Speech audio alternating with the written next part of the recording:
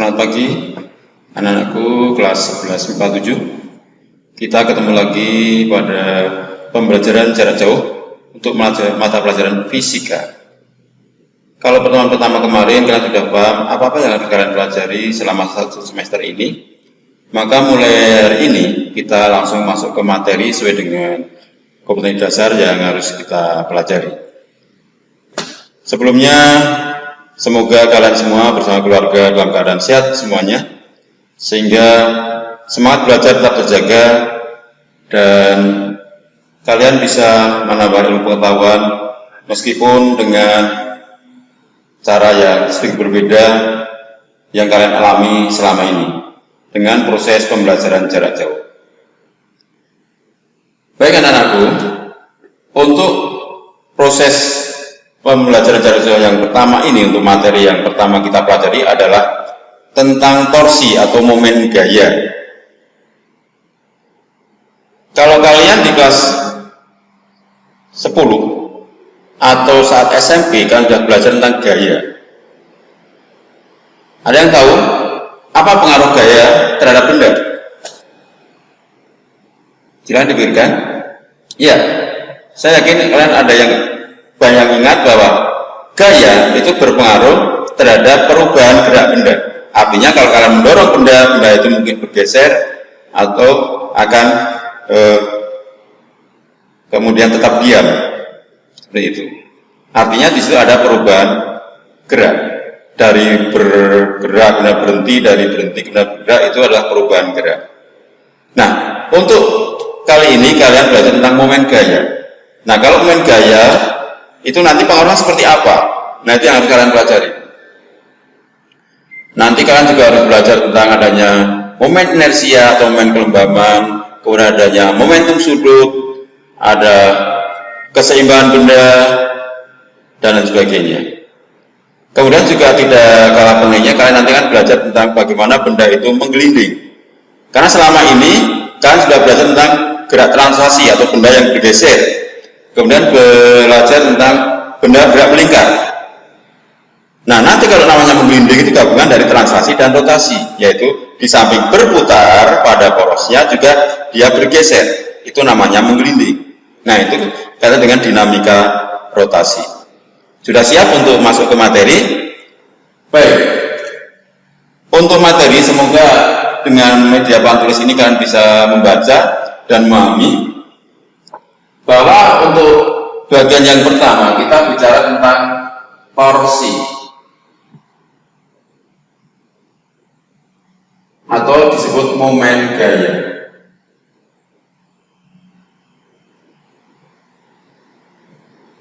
Ya, sambil berkenan dengan tulisan saya, torsi atau momen gaya. Torsi atau momen gaya itu seperti apa tuh?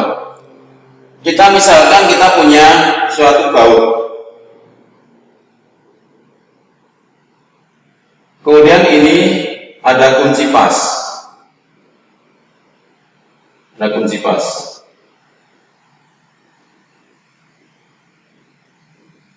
ini adalah baut.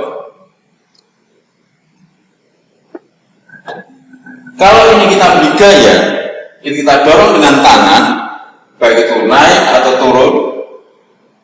Jadi ini ada dorongan ke sini, ada F, tangan kita mendorong ke sana. Efeknya bagaimana anak-anak? Baut ini akan berputar. Nah, berarti kita tahu bahwa ada gaya ini, kemudian ini berjarak D terhadap poros, di sini adalah porosnya atau sumbu, maka gaya ini dengan lengannya ini bekerja menimbulkan momen gaya. Nah, momen gaya itu menimbulkan apa tadi? Menimbulkan efek bahwa benda itu yang terkena momen gaya akan menjadi berputar begitu.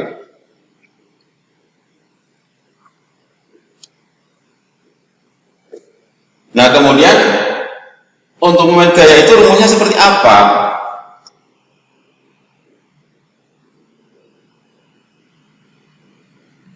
Momen gaya torsi itu simbolnya menggunakan huruf T Yunani yaitu tau, sama dengan F D.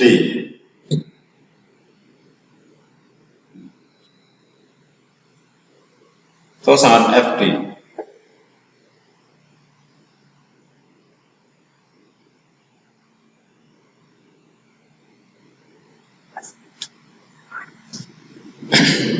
Bisa dipahami? Nah, prinsipnya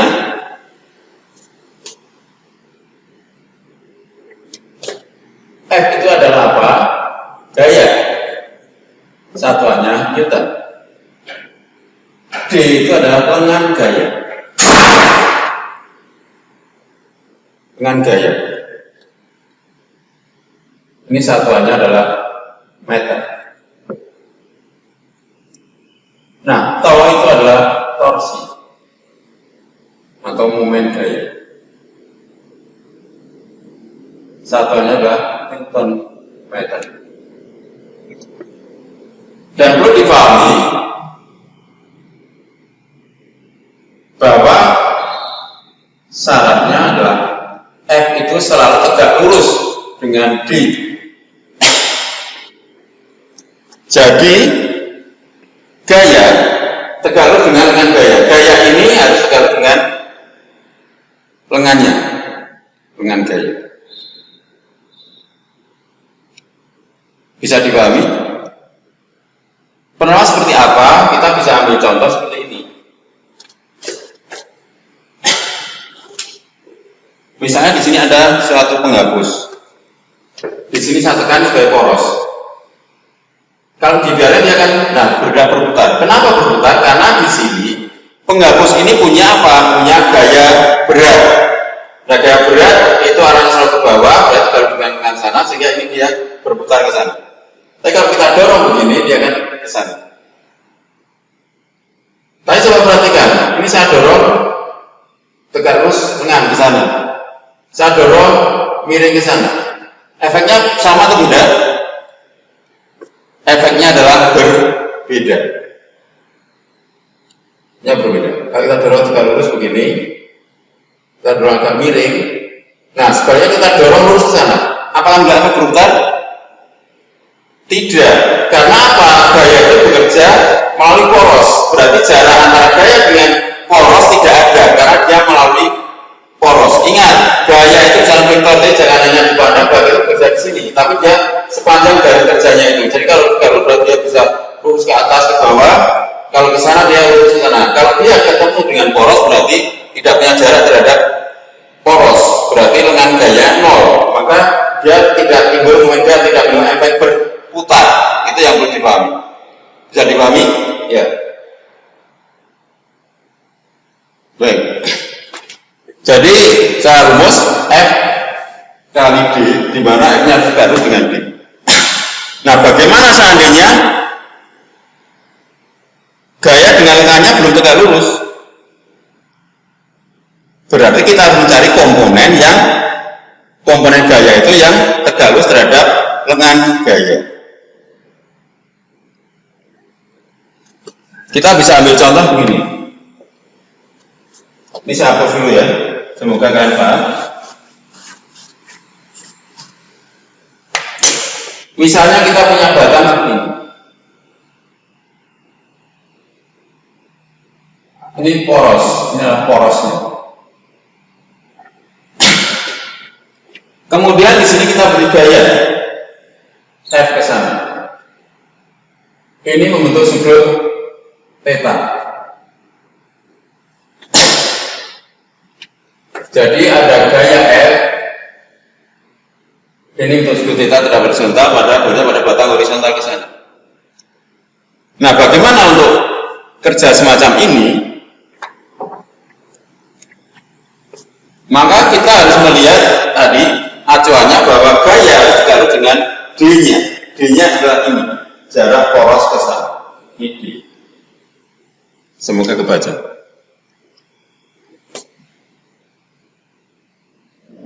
DB. Itu harus tegak lurus.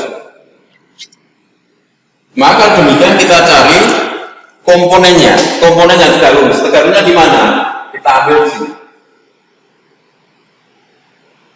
Ini F yang kerja, F komponennya. F yang bekerja. Terbaca ya.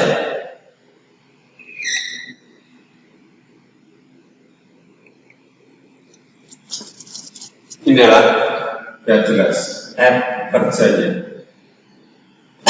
Ingat, gaya kerja ini terhadap sudut di mana? Depan atau samping? Depan sudut. Kalau depan bagi miring namanya adalah sinus sudut. Maka komponen depan sudut sama dengan apa? Yaitu sama dengan F sin theta. Sehingga hasilnya momen gaya yang bekerja pada batang ini dengan gaya ini adalah tahunnya sama dengan F sin theta dikali D.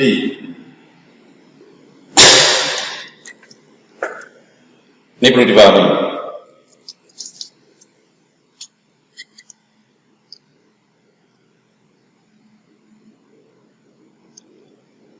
Bahwa tau adalah sini F sin theta kali D. Kan bisa mengalir secara matematika, misalnya sebenarnya kita ambil di sini ini alfa misalnya. Berarti nanti bisa pakai apa? F cos alfa. Nanti hasilnya akan sama. Tapi secara fisika sebenarnya yang seperti ini, tapi nanti bisa dialir secara matematika. Sudutnya kita pandang yang di sini, yang diapit oleh vertikal dengan F. Jadi nanti sudutnya alfa, sehingga nanti muncul F cos alfa. Kalian tidak usah risau, nanti hasilnya sama atau beda. Hasilnya sama, karena di sini kalau kita 30 derajat, berarti di sana adalah 60 derajat. Sin 30 adalah setengah, cos 60 adalah juga setengah. Paham ya? Baik, terima kasih. Itu kaitan dengan momen gaya. Ada pertanyaan? Baik. Kalau tidak ada,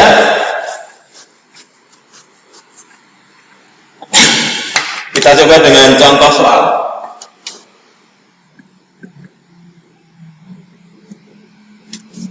Kita contoh soal.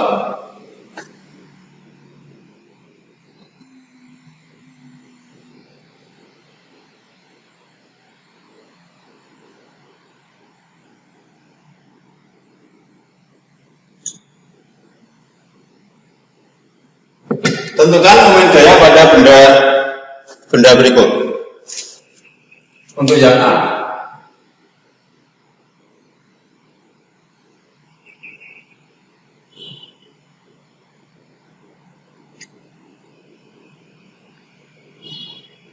ini jaraknya adalah 0,5 meter.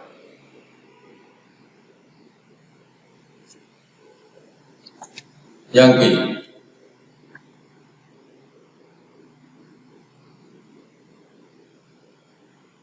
ini O porosnya di 0,5 meter.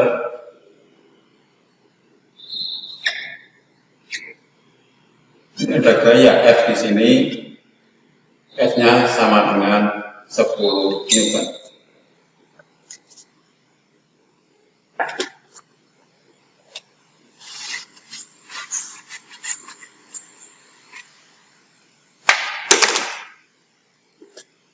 Kemudian yang C di sini, ini ada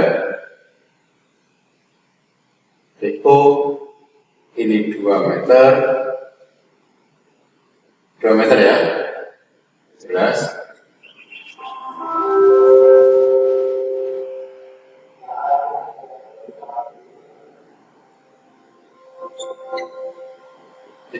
derajat. Kelihatan?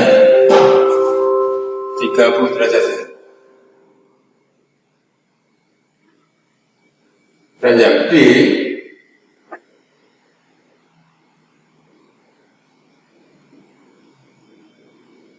TO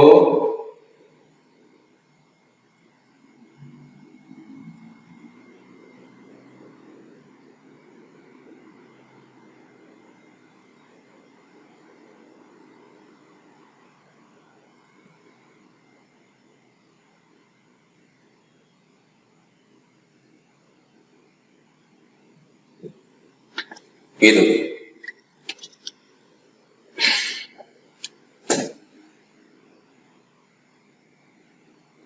Semoga bisa kalian pelajari ini. Ini O sampai di sini adalah 0,5 meter, gayanya 2 Newton.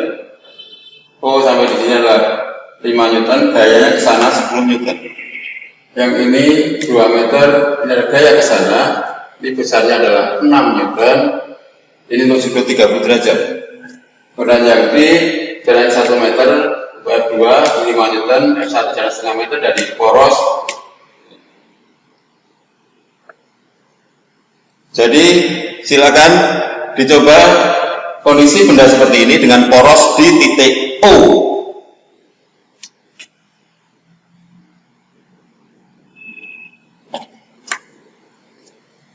Poros di titik O.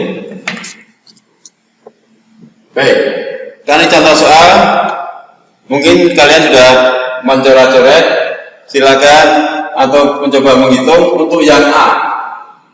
Itu datanya apa? Diketahui D-nya sama dengan 0,5 meter. F-nya sama dengan 2 Newton. F sudah tegak lurus D. Ya kan? Nah, taunya, tol pusat O berapa?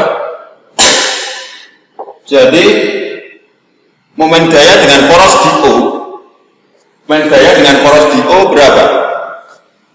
Kita lihat, tau O sama dengan F D, karena sudah tegak lurus, berarti 2 kali 0,5. Ini sama dengan 1 Newton. Ini jawabannya.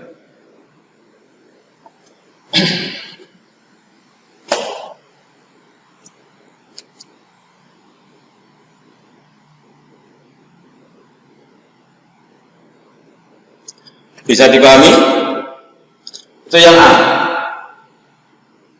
Kemudian untuk yang B, kita ambil di sini ya. Semoga bisa dipahami. Untuk yang B, diketahui apa? Diketahui F-nya sama dengan 10 Newton. D-nya berapa? D-nya berapa untuk soal B? D-nya adalah 0. Kenapa 0? Karena arah gaya melalui poros. Sehingga kalau demikian tau O sama dengan FD sama dengan 10 kali 0 sama dengan 0 Newton.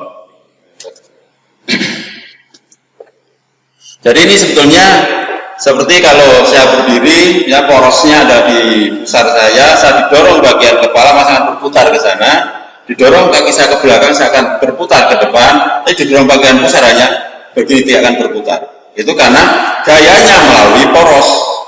Itu.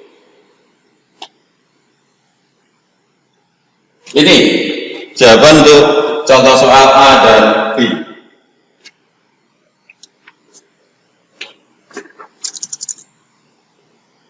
Jawaban untuk soal A dan B begitu. Sekarang untuk soal yang C.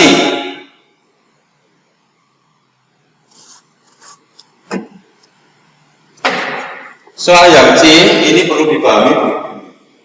Diketahui apa? D-nya sama dengan 2 meter. Kemudian F-nya sama dengan dengan 6 Newton.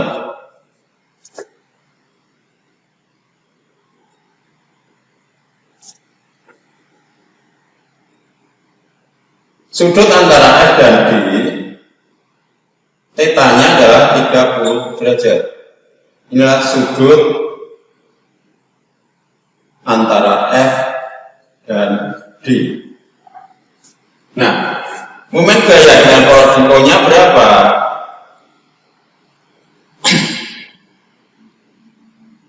Ini kita bisa jawab, tau-nya sama dengan F. Sin θ kali D sama dengan 6 kali sin 30 kali 2 sama dengan 6 kali 0,5 kali 2 sama dengan 6 Newton meter. Itu jawabannya.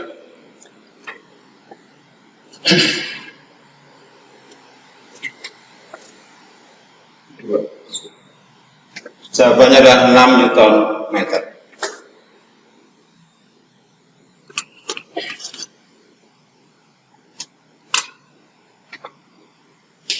Semoga bisa dipahami untuk soal yang C. Jadi sudutnya F ini terhadap D-nya itu untuk sudut 30 derajat.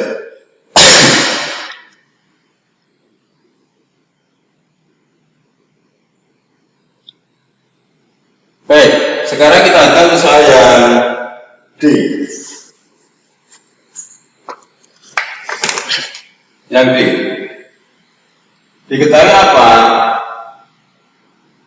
Untuk soal D ini diketahui D1 sama dengan 0,5 meter, F1 sama dengan 4 Newton.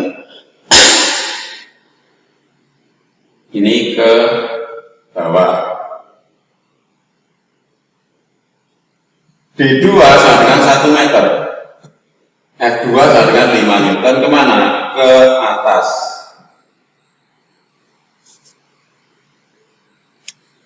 Berarti di sini ada berapa momen gaya? Yaitu ada 2 momen gaya yang dikeluarkan oleh F1 dengan D1, dikeluarkan oleh F2 dengan D2. Kita lihat arahnya. Tau sama dengan berarti tau 1 plus tau 2.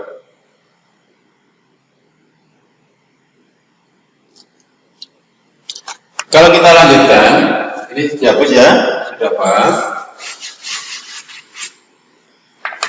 Kita ambil bahwa tau 1 sama dengan apa? Ini ke bawah berarti nanti ngajak berputar sana, itu menjadi min F1 kali D1 berarti min 4 kali 0,5 berarti min 2 Newton meter. Ini tau 1.